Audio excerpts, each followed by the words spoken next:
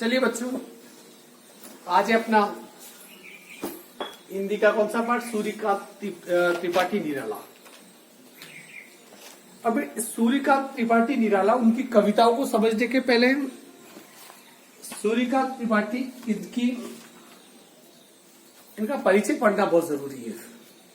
अपनी पूरी जिंदगी में किसी कवि ने जितना नहीं खोया उतना सिर्फ इस अकेले ने खोया है। ये कविता भी जो लिखी है ना, जो उन्होंने अपना खोया उसके बाद की कविता है। इनका पूरा नाम सूर्यकांत त्रिपाठी है और साहित्यिक नाम निराला है। निराला इसलिए क्योंकि इनका व्यक्तित्व बड़ा अजीब था। इनका जन्म और मृत्यु दोनों लिख दिए में 1896 से 1961 तक। इनका जन्म बंगाल के मेदिनीपुरी जगह पर हुआ था और प्रसिद्ध छायावादी कवि थे। छायावाद के 3 स्तंभ थे, 3 कवि थे। एक तो सूर्यकांत त्रिपाठी, दूसरी थी महादेवी वर्मा और तीसरे सुमित्रानंदन पंत। छायावादी कवि का मतलब कि हिंदी साहित्य में कविता का ऐसा दौर आया था जहां पर छायावादी कविता लिखी गई थी। अब वो कविता है क्या, वो छायावाद क्या है, इस पे मैं जाऊंगा तो ये फिर टॉपिक रह जाएगा। इसलिए 3 छायावादी कवियों में से एक सबसे प्रमुख ये कवि थे। यहाँ पर देखिए इनका जो पारिवारिक जीवन था बहुत दुखी था। यदि उसे देखा जाए तो लगभग जब 3 वर्ष की अवस्था में उनकी माँ, जब 3 साल के थे तब उनकी माँ का देहांत हो गया। जब थोड़े बड़े हुए, युवा नहीं हुए, उसके पहले इनके पिता का देहांत हो गया। प्रथम विश्व युद्ध के बाद एक बीमारी फैली थी, स्पेनिश फ्लू। उस बीमारी में इनके भाई, इनके भाभी, इनकी पत्नी और उसके बाद इनके परिवार में जितने थे इनको छोड़कर सबकी मृत्यु हो गई। और उसके बाद इनकी एक बेटी थी, एकमात्र बेटी सरोज, बाद में उसकी भी मृत्यु हो गई। मतलब परिवार में इनकी कोई भी नहीं रहा। ये जो कविता है उस टूटन, उस बिखराव के बाद की कविता है। यहाँ पर ये सब होने के बाद ही कविता लिख रहा है। ये सबसे बड़ी बात है कि इतना सब हो जाए, लोग तो छोटी मोटी घटनाओं से बिखर जाते हैं, टूट जाते हैं, पर ये व्यक्ति नहीं टूटा। उसके बाद यदि ये कविता ये लिखते हैं कि अभी न होगा मेरा अंत, तो अपने आप में बड़ी काबिले तारीफ है। उसी संदर्भ में इस कविता को हम पढ़ेंगे। इनकी प्रमुख कृतियों में नाम, इन्होंने उपन्यास भी लिखे, कहानी और आलोचनाएं भी लिखी। कृतियों में अनामिका, परिमल, गीतिका, तुलसीदास, 3-4 याद रखना। कवि परिचय में इतना ही लिख दो तो भी ये इनफ एंड ऑल है। इस कविता को शुरू करने के पहले मुझे क्या अंग्रेजी की प्रसिद्ध लाइन याद आ रही है। लाइन क्या है? भारत का एक बहुत बड़ा फिलोसोफर था ओशो। ओशो की समाधि के ऊपर एक लाइन लिखी हुई है, we never born, we never die, we only visited in this a planet. मतलब हम कभी पैदा ही नहीं होते, हम कभी मरते ही नहीं हैं, हम सिर्फ इस धरती के ऊपर यात्राएं करते हैं। जिसे हम जन्म लेना कहते हैं वो जन्म नहीं है, जिसे हम मरना कहते हैं, जिसे अंत कहते हैं वो अंत भी नहीं है। हम सिर्फ यात्राएं करते हैं। थोड़ा मैं इसे साइलेंट कर दूं।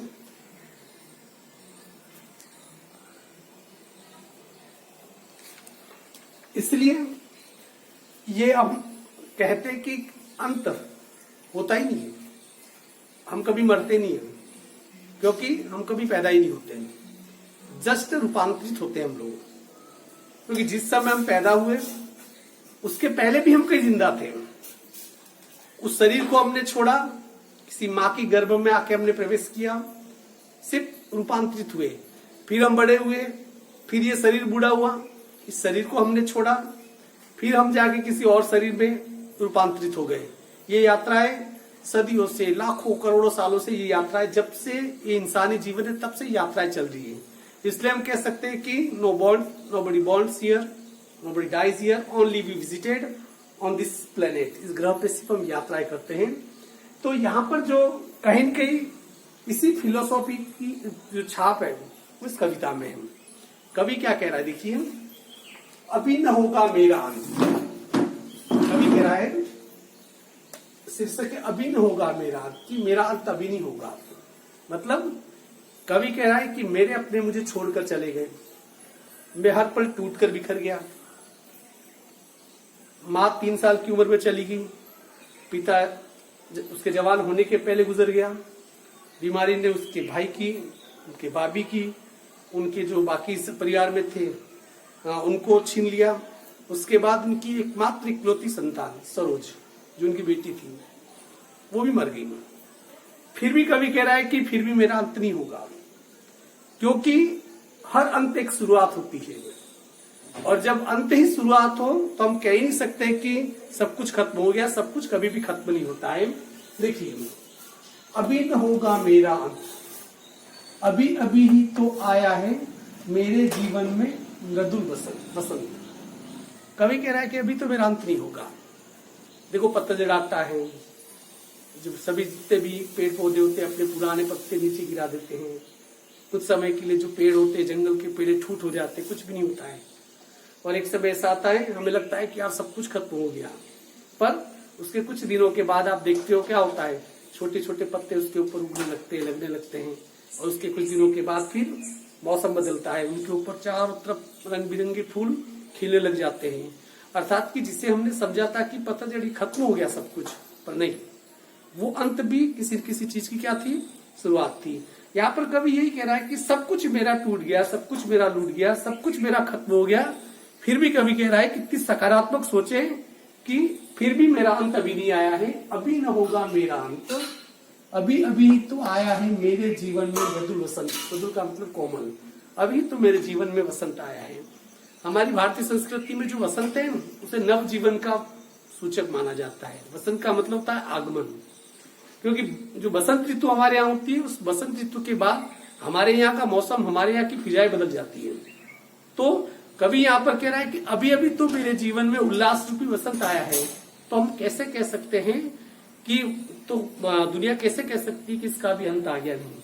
बहुत बाकी बड़ी बात होती है, जो अपने घर के सभी लोगों की चिताएं जला कर आ चुका हो और वो यदि कहे कि अभी मेरा अंत नहीं हुआ है, तो सोचिए कि उस व्यक्ति में जिजीविषा, जीने की इच्छा, दुनिया के प्रति कितनी ज्यादा सकारात्मक सोच रही होगी।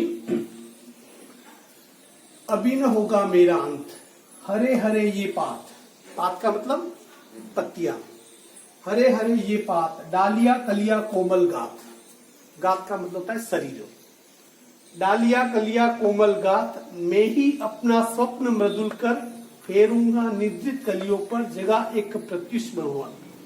कवि क्या कह रहा है यहाँ पर समझिए कि हरे हरे ये पात, चारों तरफ अभी तो जीवन में हरे भरे पत्ते खिले हुए हैं, नए नए पत्ते आ रहे हैं।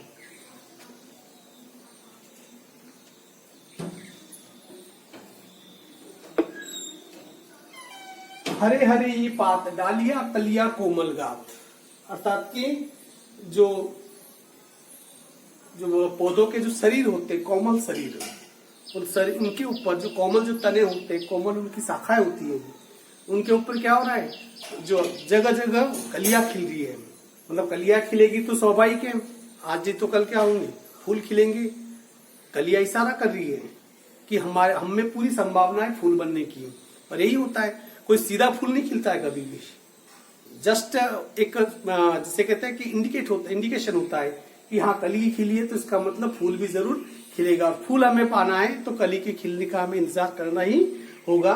तो डालिया कलिया कोमल गात, इनकी कोमल शरीर के ऊपर जो कलियां खिल रही हैं, मैं ही अपना स्वप्न मृदुल कर, मृदुल का मतलब कोमल, स्वप्न का मतलब सपने, कर का मतलब हाथ है यहाँ पर, कि मैं अपने सपनों रूपी हाथ से, कवि क्या कर सकता है, कवि के पास है क्या, कवि के पास एक ही चीज है, ही कैन इमेजिन। वो एक अलग दुनिया में रहता है, सपनों की दुनिया में, जहां आम लोगों की सोच नहीं पहुंच पाती, उस जगह पे कवि पहुंच जाता है। तो कवि यहाँ पर कह रहा है कि मैं अपने स्वप्न रूपी सुंदर हाथों को मैं क्या करूंगा निद्रित कलियों पर, जगह एक प्रत्युष मनोहर, कि गहरी नींद में सोई हुई जो कलियां हैं, जो कलियां गहरी नींद में सोई हुई है, उन कलियों के ऊपर मैं अपने स्वप्न रूपी जो हाथ है वो फेरूंगा, और उन कलियों को मैं क्या करूंगा, जगाने का काम करूंगा। कलियों को जगाने का काम मतलब कि जो कली है निंद्रा में जग रही है, मुट्ठी के अंदर बंद है, बिल्कुल पैक है, उसके ऊपर अपने सपनों के हाथ फिराकर उन कलियों को मैं खिलाने का काम करूंगा।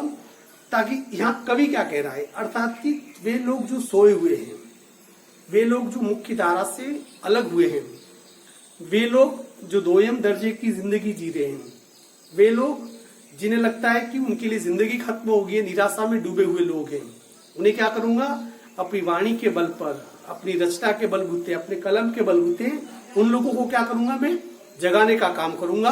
अर्थात कि कवि यहाँ खुद तो पॉजिटिव है, जीवन के प्रति सकारात्मक है, परंतु इसके साथ साथ वो क्या कर रहा है कि वो दूसरों को भी जगाने की लालसा अपने मन में पाले हुए है। एक तूफान से वो गुजर के निकल चुका है, उस तूफान जो कि उसके जीवन को बर्बाद करके चला गया, उसकी निशानियां आज भी मौजूद है, परंतु फिर भी उनसे ऊपर उठकर, उनसे ऊपर लड़कर वो खुद लड़ना, जिंदगी से खुद लड़ना चाहता है और दुनिया को आने वाले संघर्ष के लिए, लड़ने के लिए वो तैयार भी करना चाहता है। वो कह रहा है कि जो नींद में सोई हुई जो कलियां हैं, इन्हें मेरे स्वप्न रूपी हाथ फेर कर उनके ऊपर मैं उन्हें क्या करूंगा, जगाने का काम करूंगा। मतलब जो सोए हुए लोग हैं चीर निद्रा में, जो कुंभकर्णी निद्रा में जो लोग सोए हुए हैं, उन्हें क्या करूंगा, जगाने का काम करूंगा। ठीक है ना, अभी थोड़ा बचाए।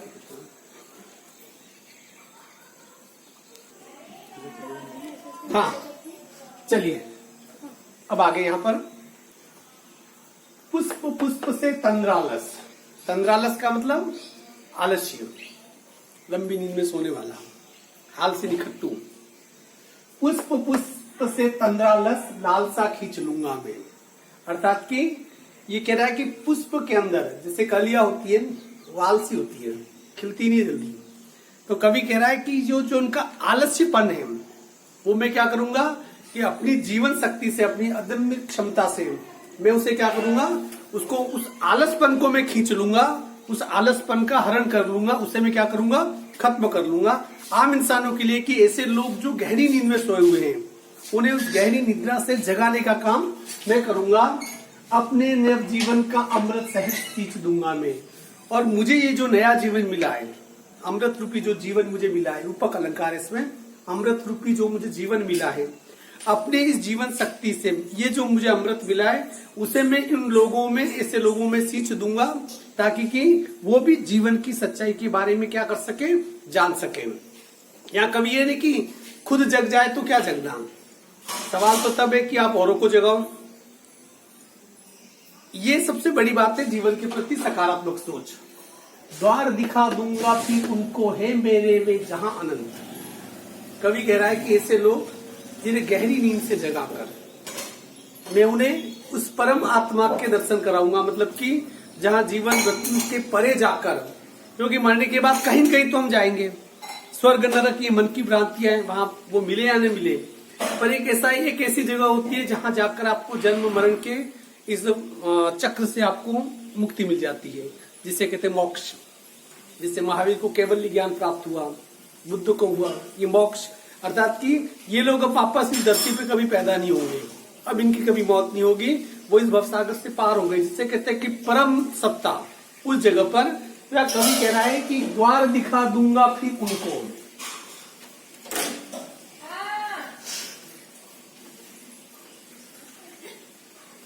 द्वार दिखा दूंगा फिर उनको। अर्थात कि ऐसे लोग जिन्हें गहरी निद्रा में, देखिए मानव देखा जाए तो हम गहरी निद्रा में, यदि हमसे पूछे कि हु वी आर, हम कौन है, आप होंगे मेरा नाम नीलम है, ये कहेगा मेरा नाम मानस है, तो ये सिर्फ नाम है, ये नाम भी तुम्हारे अपने नहीं है। तुम्हें तो समझ भी नहीं आए, जब पोतड़े गीले करते थे उस समय आपके माँ बाप ने रख दिए होंगे, जब बिल्कुल छोटे होंगे तब आपके वो नाम रख दिए होंगे। आपका अपना क्या है, या आपका अपना शरीर भी अपना नहीं है। व्हाट वी आर, हम है क्या आखिर, हम कुछ भी नहीं है। हम मरेंगे तो उसके बाद लेकर भी क्या जाएंगे, क्योंकि जो पैदा हुए वो हमारी बदौलत थी, मौत हमारे वश में नहीं, बेहोशी में हम पैदा हुए और मरेंगे तो बेहोशी मरेंगे। तो फिर हम ये सोचे कि उस परम सत्ता तक पहुंचने का, उस सुख को प्राप्त करने का हमारे पास कोई जरिया नहीं है। तो ये कवि कह रहा है कि मैं खुद जगूंगा, औरों को जगाऊंगा और उन्हें उस परम सत्ता तक ले जाने की कोशिश करूंगा जहां पर कौन है मेरे वहां अनंत, जहां मेरे बहुत सारे लोग वहां पर है, मेरे अनंत। इसका मतलब कवि क्या कह रहा है, कौन लोग, उनके परिजन जो कि सब मर चुके हैं और सब उस परम सत्ता तक, वहां तक पहुंच चुके हैं। तो कवि कह रहा है कि सबका जीवन सफल करके मैं सबको उस परम सत्ता तक ले जाऊंगा। अभी न होगा मेरा अंत, इसलिए अभी मेरा अंत नहीं होगा, अभी मेरी कलम चलती रहेगी, अभी जो मेरी रचना है, कविताएं आग उगलती रहेगी। इस बात को कौन कह रहा है? कवि कह रहा है। मेरे जीवन का यह है जब प्रथम चरण। देखिए ये भी कितनी सकारात्मक बात है। सब कुछ लुट गया, सब कुछ मिट गया, कारवां लुट गया, परिवार रूपी जो बगिया थी वो बिल्कुल उजड़ गई, कुछ भी नहीं है, सन्नाटा है घर में। फिर भी कवि कह रहा है कि ये तो मेरे जीवन का प्रथम चरण है। मतलब जिस दुख में लोग टूटकर बिखर जाते हैं, वहां से तो ये नया घरौंदा बना रहा है, एक नई शुरुआत कर रहा है। इसे कहते हैं अदम्य जिजीविषा। मेरे जीवन का यह जब प्रथम चरण, कि ये मेरे जीवन का क्या है? ये प्रथम चरण है। ऐसा नहीं कि मैं एक भूली हुई दास्तान हूं या न तो मैं भुला दिया वक्त हूं। वो क्या कह रहा है? कवि कह रहा है कि मैं अपना आज हूं, मैं वर्तमान हूं। मेरे जीवन का यह है जब प्रथम चरण, ये मेरे जीवन का अभी अभी तो प्रथम चरण है, मतलब कि शुरुआत हुई है। इसमें कहा मृत्यु, और मृत्यु तो कब आती है? अंतिम चरण में, जब बूढ़े हो जाते हैं, जिंदगी और मौत के बीच में संघर्ष चलता है, सांसों के साथ हमारा कुछ लेना देना चलता है, सांसें टूटती है, और एक समय से आता है कि बेहोशी में मर जाते हैं। हम मर भी जाते हैं तो हमको पता नहीं रहता कि हम मर गए, क्योंकि हम उस मौत के आगमन के पहले ही, मौत जब दस्तक देकर आएगी हमारे यहाँ, उसके पहले ही उसके खौफ से हम मर चुके होते हैं। मौत तो हमें बेहोशी में ले जाती है। यदि कोई व्यक्ति होश में मरे तो कहीं और पैदा हो तो उसे अपने पहले जन्म का भी याद रहता है, और हम में से किसी को याद नहीं। इसका मतलब ये, हम पहले भी बेहोशी में मरे थे, आने वाले समय में भी हम क्या करेंगे? बेहोशी में मरेंगे। क्यों? क्योंकि हमें तो पता ही नहीं कि हम क्या है। हम एक जिस्म मात्र है। देखिए, हमारे अंदर दो सत्ताएं होती हैं, दो चीजें। हमारी पूरी जिंदगी परिधि के चारों तरफ चलती है। आपने देखा होगा एक वृत्त होता है, वृत्त, अभी पढ़ेंगे थोड़ी देर बाद।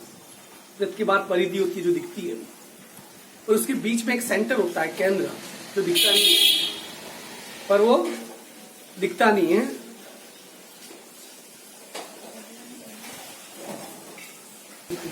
हाँ, तो मैं बात कर रहा था कि बात वो कर रहा था कि एक परिधि है जो दिखाई देती है, उसके अंदर का एक केंद्र है, वो दिखाई नहीं देता है। पर उस केंद्र के बिना वो गोल परिधि बन सकती है क्या? उस परिधि का निर्माण ही किसके ऊपर होता है? उस केंद्र के ऊपर, पर वो केंद्र दिखाई नहीं देता है। इसी प्रकार ये हमारा जो जिस्म है वो परिधि है जो हमें दिखाई देता है। उसी को हम लिपस्टिक लगा के, फेयर एंड लवली लगा के, बालों को आड़ा टेढ़ा बना के, अच्छे कपड़े पहना के सजाते हैं, जबकि ये कुछ है ही नहीं। इसके अंदर एक चीज है जिसे कहते हैं केंद्र बिंदु, जिसे कहते हैं रूह, आत्मा। उस आत्मा को हम कभी जान ही नहीं पाते।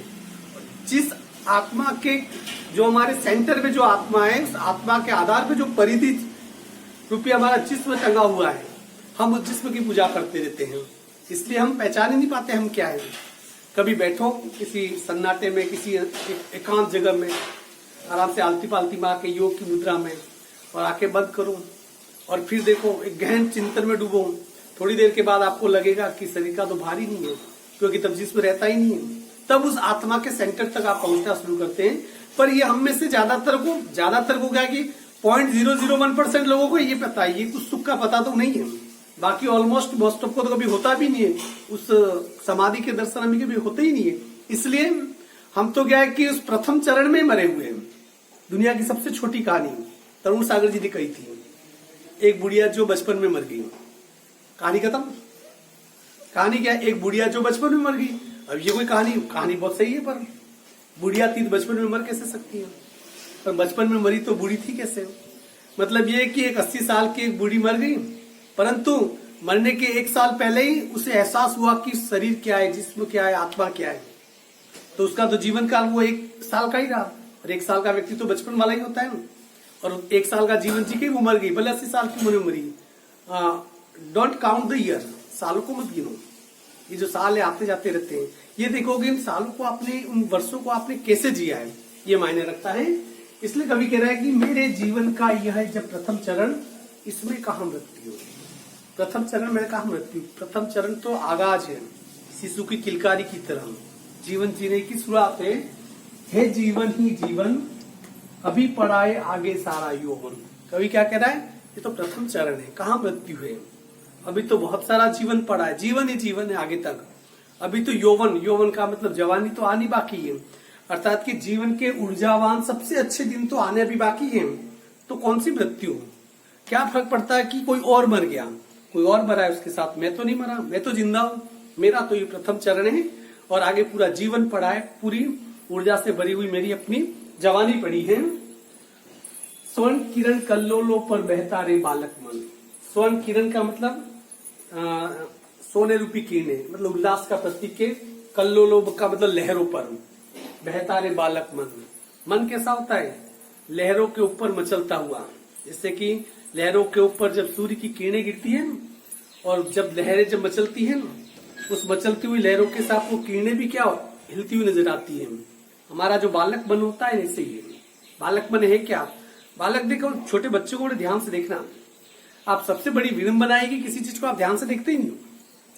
आपने देखा सबसे ज्यादा स्वप्न कोई देखता है, सबसे ज्यादा जो कल्पनाएं करता है तो छोटा बच्चा करता है। आप छोटे बच्चे को एक पेन पकड़ा दो, वो पेन को पलट पलट के ये करके इतना ध्यान से देखता है ना, आप सोच भी नहीं सकते हो। जिस दिन वैसी दृष्टि हमारी हो गई चीजों के प्रति, जीवन को देखने के प्रति, उस दिन हमारे लिए कुछ भी सीखना बाकी नहीं रहेगा। पर वो दृष्टि लाए कहाँ, वक्त की दौड़ के साथ हम धीरे धीरे क्या होने लगते हैं, आंखें बड़ी होने लगती है, परंतु हम धीरे धीरे अंधे होने लगते हैं। मैंने कहा इस आंखों से तो कुछ दिखता ही नहीं है, एक आंखें मन की होती है, वो देखना जरूरी है। तो कवि कह रहा है कि अभी तो बालक मन है। स्वर्ण मतलब की लहरों पे मचलते सूर्य की सुनहरी किरणों की तरह मेरा चंचल बालक मन है, अर्थात कि मेरे जीवन का ये प्रथम चरण है। मेरे ही अविकसित राग से, अभी मेरा राग अविकसित है, अभी मेरी कविता में वो राग नहीं है, अभी मेरी कविता में वो तुकबंदी नहीं है, अभी मेरी कविता में वो वजन नहीं है। पर एक दिन वो भी आएगा जब ये तुकबंदी भी होगी, कविता ऊर्जा से भरी होगी, उस कविता में राग भी होगा, वो कभी न कभी वो विकसित भी होगी, विकसित होगा बंधु दिगंत। और जिस दिन मेरा राग विकसित हो गया, मेरी वो कविता विकसित हो गई, तो जितने भी लोग हैं आसपास के, मेरे साथ जितने भी हैं, वो आसमान की तरफ विकसित हो जाएंगे। दिगंत शब्द बना है दिक प्लस अंत, जिसका कभी न अंत हो, इसका अंत नहीं होता है आसमान का। तो उसने कहा कि जिस दिन मैं विकसित हो गया, मेरी रचना विकसित हो गई, मेरा अपना राग विकसित हो गया, और एक जगा हुआ व्यक्ति ही दूसरों को जगा सकता है। आराम से कोई रजाई उड़ के आराम से सोया हुआ, क्या आप उससे उम्मीद करोगे कि आप पूरे घर वालों को जगा दें? अब घर वाले पूरे जग जाए फिर भी सोया हुआ, पहले तो उसे उठाना पड़ेगा। सोया हुआ व्यक्ति किसी को नहीं जगा सकता है। तो यहाँ कह रहा है कि जिस दिन मैं जाग गया, और ये मेरा प्रथम चरण है, यौवन बाकी है, बचपन चल रहा है, जब मेरा राग विकसित होगा तो सभी विकसित होगा बंधु दिगंत। आसमान